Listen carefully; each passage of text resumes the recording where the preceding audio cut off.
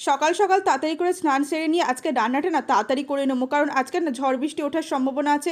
জামা কাপড়গুলো ছাদে মেলে দিয়েছিলাম, খুব একটা রোদও উঠছে না, সেই কারণে মাথায় খুব চিন্তা।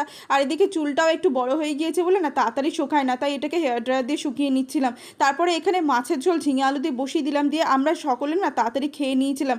আকাশের ওয়েদারটা খুব একটা ভালো না, আর দেখতেই পাচ্ছ পাখিগুলো পর্যন্ত ভয় পাচ্ছে, ওরা জানলার কাছে এসে চুপটি করে বসে আছে। এটা বিকেলবেলা না সন্ধ্যেবেলা বলো তো, আসলে এটা দুপুর বেলার দিকে আর এরকম হয়ে গিয়েছে আকাশটার অবস্থা। প্রচণ্ড ঝোড়ো হাওয়া বইছে আর খুব মেঘ করেছে, পুরো অন্ধকার করে এসছে।